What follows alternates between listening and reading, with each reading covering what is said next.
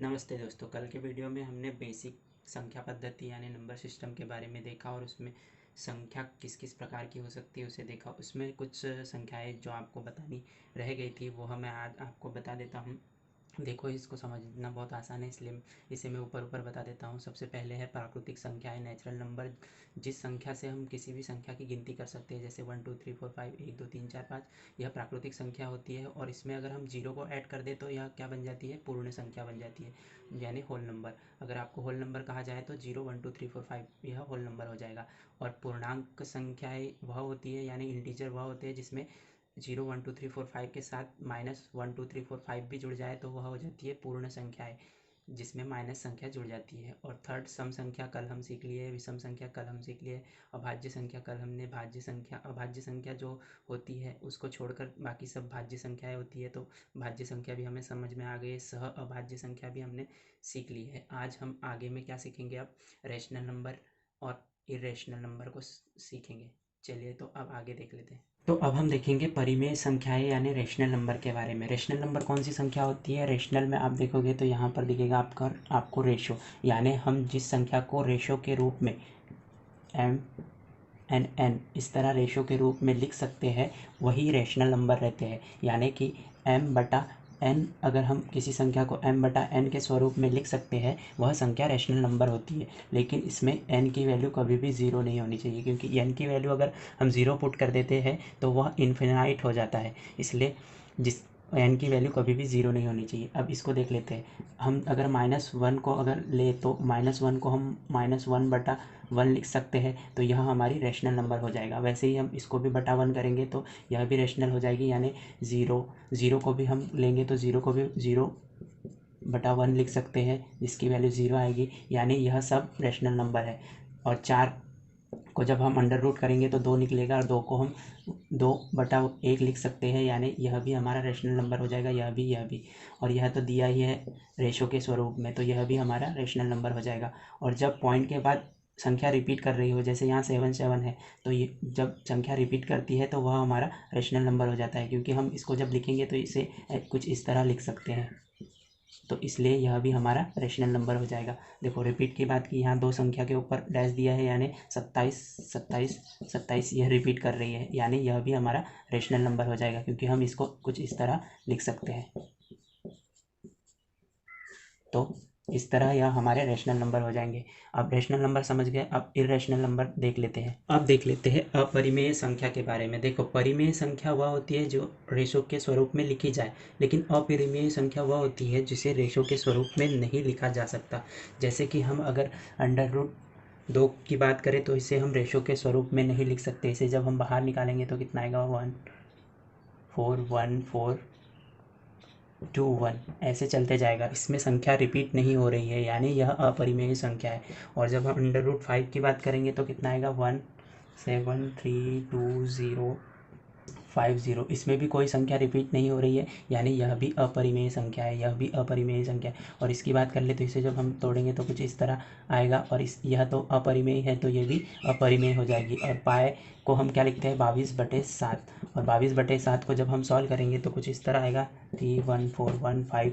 इस तरह यह चलती जाएगी और अनंत तक ऐसे रिपीट नहीं होगी, तो इसलिए यह भी अपरिमेय संख्या है। इस तरह अपरिमेय संख्या वह होती है जिसे हम रेशो के रूप में नहीं लिख सकते, और पॉइंट में जब संख्या रिपीट ना हो, इससे अलग अलग आती हो, तो वह अपरिमेय संख्या होती है। और अगर संख्या रिपीट होती हो, जैसे कि 4141 इसमें अगर रिपीट होता हो तो वह परिमेय संख्या होती है। चलिए, समझ गए यहाँ तक? अब आगे देख लेते हैं। परिमेय संख्या और अपरिमेय संख्या की थ्योरी आपके सामने है, यह आपको स्क्रीनशॉट लेकर रख लेना है पढ़ने के लिए। इस तरह हमें परिमेय संख्या और अपरिमेय संख्या कभी कभी एसएससी रेलवे में अक्सरतर इससे क्वेश्चन देखने को मिल जाते हैं। हमें परिमेय संख्या या अपरिमेय संख्या पहचानने के लिए दी होती है। चलिए, आप आगे देख लेते हैं। अब आपकी स्क्रीन पर दिए हुए टेबल को आप ध्यान से देख लीजिए। इसमें दिया है ए भाज्य, बी भाजक, क्यू भागफल, आर शेषफल। अगर हमें भाज्य का पता लगाना हो और हमें भाजक भागफल शेषफल दिया हो, तो भाजक इंटू भागफल प्लस शेषफल कर देंगे तो हमें भाज्य मिल जाएगा। अगर हमें भाजक का पता लगाना हो तो यही फॉर्मूले के हिसाब से हम बाकी चीज़ें भी ढूंढ सकते हैं। तो अब ये फॉर्मूले के आप स्क्रीनशॉट ले लीजिए, आगे हम इस पर क्वेश्चन देखेंगे। सेकेंड और देख लीजिए। यह कुछ बीजगणित के फॉर्मूलेस है, इसे भी आप ध्यान से देख लीजिए, इस पर भी हमें आगे क्वेश्चन देखने को मिलेंगे। तो संख्या पद्धति में यह पहला एक चार्ट जिसमें हमें भाजक भाजफल वगैरह दिया है वह, और दूसरा यह चार्ट जिसमें हमें कुछ बीजगणित के फॉर्मूले दिए हैं, यह चार्ट। इसे आप पहले ध्यान से देख लीजिए, पढ़ लीजिए, और फिर उसके बाद हम आगे के क्वेश्चन करेंगे। चलिए तो फिर अब आगे के आप पॉज करके थोड़ा रुक के पढ़ लीजिए, फिर मैं आगे के आपके लिए क्वेश्चन लेकर आता हूँ। अब हम संख्या पद्धति पर आधारित क्वेश्चन प्रश्नों को देख लेते हैं। 1043 को किसी संख्या से भाग देने पर भागफल 11 तथा शेष पर 20 प्राप्त होता है। भाजक ज्ञात कीजिए। हमको भाजक ज्ञात करना है। भाज्य क्या है? 1043, और भागफल कितना है? 11, और शेषफल कितना है? 20। और हमारा फॉर्मूला क्या है? भाजक हमको पता नहीं, x, भागफल कितना है? 11, भाजक कितना है, और शेषफल कितना है? 20। जब इसमें से हम 20 को माइनस करेंगे तो ये कितना बचेगा?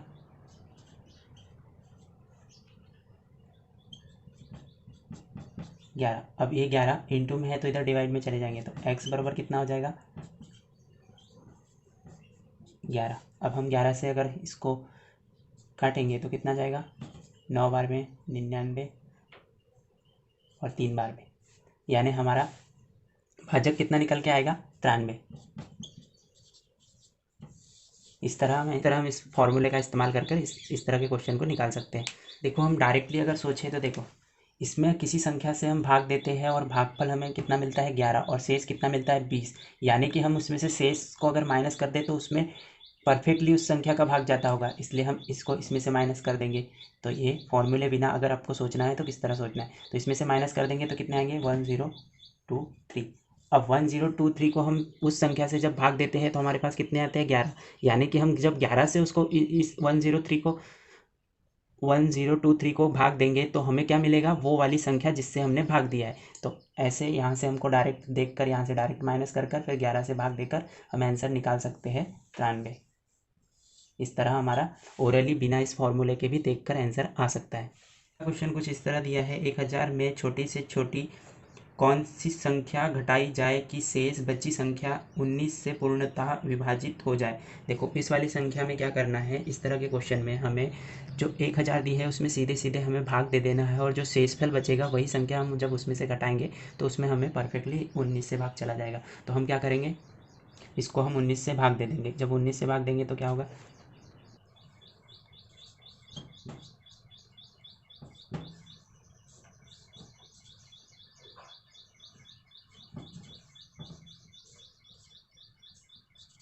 तो हमारा आखिरी पे रिमाइंडर कितना बचेगा? 12। यानी कि हम इस संख्या में से अगर हम 12 को माइनस करते हैं तो जो संख्या हमें मिलेगी उसे परफेक्टली भाग चला जाएगा, इसलिए हमारा आंसर क्या आ जाएगा? 12 आ जाएगा। इस तरह हमें इस क्वेश्चन में क्या करना है, सिंपली हमें जो संख्या बोली है उससे हमें भाग दे देना है, और शेष जो बचेगा वही हमारा आंसर हो जाएगा। तो अब हम अगला क्वेश्चन देख लेते हैं। अगला क्वेश्चन क्या बोलते हैं? दो संख्याओं का गुणनफल 120 और उनके वर्गों का योग 289 है। उन संख्याओं का योग है, उन संख्याओं का योग बताना है। तो यह हमारा क्वेश्चन किससे सॉल्व होगा? बीजगणित के वो जो फॉर्मूले मैंने आपको दिए थे उससे। देखो, हम पहली संख्या को क्या समझ लेंगे? ए, और दूसरी संख्या को बी। जब इन दोनों को हम मिलाएंगे तो a प्लस बी, हमें यह बताना है। लेकिन इससे रिलेटेड हमारे पास कुछ भी चीज़ें नहीं दी है, लेकिन जब हम इसका स्क्वायर करते हैं a प्लस बी का, तो ये क्या हो जाएगा? इसका स्क्वायर करेंगे तो a square plus B square plus 2ab। अब हमें इसमें दी हुई जो भी मिसिंग है वो सब वैल्यू दी है। कैसे? देखो, a square plus B square, दोनों के स्क्वायर का योग हमें यहाँ दिया है, यानी इसकी वैल्यू हमारे पास है कितनी? 289। और फिर सेकंड में क्या है, हमें दोनों का मल्टीप्लिकेशन यानी गुणनफल दिया है 120, यानी a इंटू बी का गुणनफल कितना है? 120, और उसको 2 से हमें इंटू कर देना है। तो हमारे पास निकल कर क्या आएगा? 289 प्लस 24, यानी जब इसको हम जोड़ लेंगे तो कितना आएगा? 9 और 5, यानी 529। अब a प्लस बी स्क्वायर बराबर कितना हो गया? 529। हमें क्या पूछा है? a प्लस बी, यानी कि दोनों का योग। तो योग करने के लिए हम क्या करेंगे? अंडर रूट कर देंगे। इसको जब अंडर रूट करेंगे तो ये इधर भी अंडर रूट हो जाएगा और ये अंडर रूट और ए स्क्वायर आपस में कट जाएगा, तो बचेगा क्या, a प्लस बी। और 529 का अंडर रूट क्या होता है, किस 23, यानी कि यहाँ से हमें a प्लस बी की वैल्यू निकल कर आ जाएगी 23। देखो अगला क्वेश्चन हमें क्या दिया गया है, वह सबसे छोटी संख्या ज्ञात कीजिए जिसे हम 20,000 में जोड़ने पर उनका योग 12, 15 और 25 से विभाज्य हो। तो देखो हम इस तरह के क्वेश्चन को सॉल्व करने के लिए सबसे पहले हमें इन तीनों का एलसीएम लेना पड़ेगा और उससे हम उसको, तो हम सबसे पहले क्या करेंगे, इन तीनों का एलसीएम लेंगे। तीनों किसी कॉमन इससे विभक्त होते क्या, नहीं, ये 2 हो सकते हैं 3 से, तो 3 से दे देंगे, 3 4 और यहाँ आ जाएगा 5, ये 25, ये दोनों 5 से हो सकते हैं, तो 5 से एक बार में जाएगा और ये 5 बार में जाएगा और ये 4। अब कॉमन कुछ है क्या, नहीं, तो इन सब की इंटू कर देंगे, तो इन सब का मल्टीप्लिकेशन इंटू करेंगे तो कितना आएगा, यहाँ 15 आ जाएगा और ये आ जाएगा 20, यानी 300 हमारा एलसीएम निकल कर आ जाएगा। अब 300 हम क्या करेंगे, 20,000 को 300 से भाग दे देंगे, तो जब हम 300 से इसको विभक्त करके देखेंगे तो कितना आएगा, 1800 बचेंगे, 200 ज़ीरो लेंगे, यहाँ आ जाएगा फिर से 18, यहाँ 6 और 6 2 बार में बचे 200। तो हम 200 को 300 से विभक्त कर सकते हैं क्या, यहाँ से भाग दे सकते हैं क्या, नहीं, इसमें जब हम 100 मिला देंगे तो 300 हो जाएगा और 300 को हम परफेक्टली यहाँ से भाग दे सकते हैं, यानी इसमें कितने मिलाने पड़ेंगे, 100, यानी हमारा आंसर क्या आ जाएगा, 100। यानी कि हमें 20,000 में 100 मिलाने पड़ेंगे, तो 100 मिलाएंगे तो हम 12, 15 और 25 तीनों से इस संख्या को विभक्त कर सकते हैं, तो हमारा आंसर हो जाएगा 100। इस तरह हमें रिमाइंडर निकालना है और रिमाइंडर में देखना है कि कितने कम पड़ रहे हैं और उतने मिला देना है। जैसे कि यहाँ पर 200 आया है और हम 200 में अगर 100 मिलाते हैं तो 300 हो जाएगा और 300 को 300 से आराम से हम विभक्त कर सकते हैं, इसलिए हमारा आंसर 100 हो जाएगा। तो अगला क्वेश्चन देख लेते हैं। अगला क्वेश्चन क्या कह रहा है, अगला क्वेश्चन, ऐसी सबसे बड़ी संख्या ज्ञात कीजिए जिसके द्वारा 76, 151 और 226 को भाग करने पर प्राप्त होने वाले सभी शेष समान होते हैं। तो देखो इस तरह के क्वेश्चन को सॉल्व करने के लिए हम क्या करेंगे, सबसे पहले पहली बड़ी संख्या से छोटी संख्या, यानी इन दोनों का डिफरेंट ले लेंगे जो आएगा हमारा 75, और इन दोनों का डिफरेंट ले लेंगे, यानी 226 माइनस 151 आएंगे कितने, 75। अब देखो यहाँ पर कॉमन आ रहा है, अगर अलग अलग होता तो क्या करना था, इन दोनों का जो डिफरेंट आ रहा है इनका हमें एलसीएम लेना है, तो इनका एलसीएम कितना आएगा, 75, यानी कि वह बड़ी से बड़ी संख्या कौन सी हो जाएगी, 75। इसको जब 75 से डिवाइड करेंगे तो यहाँ भी रिमेनिंग सेम आएगा, यहाँ भी सेम आएगा, यहाँ भी सेम आएगा। तो अब हम कुछ कैलकुलेशन बेस्ड क्वेश्चन देख लेते हैं संख्या पद्धति से। देखो इसमें हमें वह अलजेब्रा के फॉर्मूले की ज़रूरत पड़ेगी इस तरह के क्वेश्चन सॉल्व करने के लिए। तो हम सबसे पहले क्वेश्चन देख लेते हैं। देखो अगर हमें कंटिन्यू संख्या दी हो, जैसे कि यहाँ 36 और यहाँ 35 दी है, यह कंटिन्यू संख्या है और दोनों का स्क्वायर करना हो और फिर उससे माइनस करना हो, तो हम डायरेक्ट क्या करना है, हमको इन दोनों को मिला देना है, हमारा आंसर आ जाएगा। इसका आंसर कितना आएगा, 71। वो कैसे, देखो पहली बार प्लस करना है, जब इन दोनों को हम प्लस करेंगे तो कितना आएगा, 71, और एक बार माइनस करना है, जब माइनस करेंगे तो इसका माइनस कितना आएगा, 1 आएगा, 1 से जब हम इसको इंटू करेंगे तो 71 ही रहेगा। इसलिए हमें अगर कंटिन्यू संख्या दी है और इस तरह की दी है तो इसका आंसर डायरेक्ट हमको दोनों को प्लस कर लिख देना है और वो हमारा आंसर हो जाएगा। अब अगला क्वेश्चन देख लेते हैं। अब देखो इसको कैसे सॉल्व करना है, देखो इस तरह हमें 2 मल्टीप्लिकेशन दिया है, फिर प्लस दिया है, फिर मल्टीप्लिकेशन दिया है और इसको सॉल्व करना है। तो हमें सबसे पहले क्या देखना है कि इसमें कोई कॉमन संख्या दी है, तो इसमें यह जो संख्या है इसमें भी वह संख्या है, यानी कि ये दोनों में एक संख्या कॉमन है। तो इस तरह के क्वेश्चन को हमको कॉमन संख्या सबसे पहले ले लेनी होती है, तो ये हम कॉमन संख्या ले लेंगे और फिर ब्रैकेट में क्या करना है, इसमें से इसको हमने अगर बाहर ले लिया तो बची क्या, 786, और इसमें बचा क्या, 214। इन दोनों को जोड़ देना है, इन दोनों को जब जोड़ेंगे तो कितना आएगा, 1000, और 1000 को हम इससे इंटू कर देंगे। जब हम इसको 1000 से इंटू करेंगे तो हमारा आंसर क्या निकल के आ जाएगा, 6784000। यह हमारा आंसर इजीली निकल कर आ जाएगा। इस तरह इस वाले क्वेश्चन को हमको सॉल्व कर लेना है। अब अगला देख लेते हैं।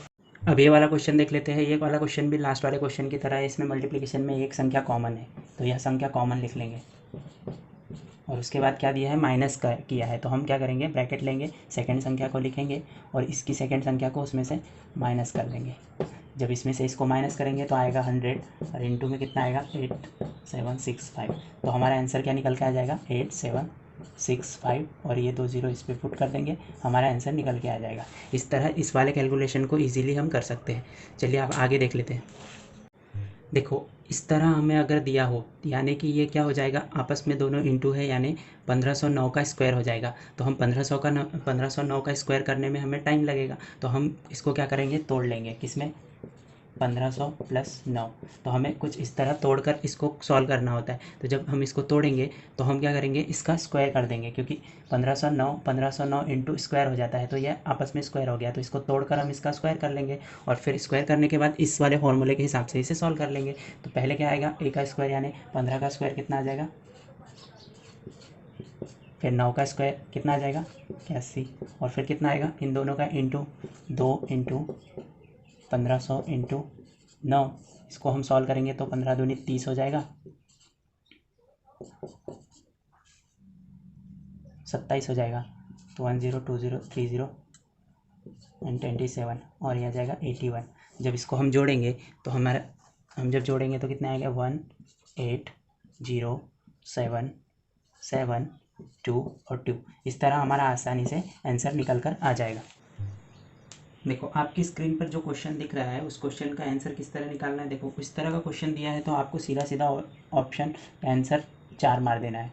किस तरह, अब देखो इसका आंसर 4 कैसे आएगा, हम पहली संख्या को a समझ लेते हैं और दूसरी संख्या को b, और a और b समझकर इसको सॉल्व कर कर देखते हैं। देखो पहले क्या दिया है, a प्लस बी का square minus a minus B का स्क्वायर, और नीचे क्या दिया है a इंटू बी। अब इसको हम जब सॉल्व करेंगे तो ये पहला कैसे हो जाएगा, a square plus B square plus 2ab minus a square plus B square minus 2ab, यहाँ आ जाएगा b, और नीचे में क्या आ जाएगा a इंटू बी। जब इसको हम सॉल्व करेंगे तो यहाँ जब देखेंगे, यहाँ से ब्रैकेट हटाएंगे तो यहाँ लग जाएगा माइनस, और यहाँ भी लग जाएगा माइनस, और यहाँ लग जाएगा प्लस, और यहाँ जब देखेंगे तो ये प्लस a है स्क्वायर और ये माइनस a स्क्वायर है, तो आपस में कट जाएगा। ये प्लस b स्क्वायर है, ये प्लस b स्क्वायर है, आपस में कट जाएगा। तो बचेगा क्या 2ab प्लस, और ये बचेगा 2ab डिवाइड बाय क्या रहेगा a इंटू बी। तो क्या हो जाएगा 2ab 4ab, और ये 4ab और ab, तो ab कट जाएगा, तो आंसर कितना आ जाएगा 4। इस तरह हमको अगर इस तरह का क्वेश्चन दिया हो तो हमें डायरेक्ट क्या करना है, 4 आंसर मार देना है। इस तरह हमारा 4 आंसर निकल जाएगा।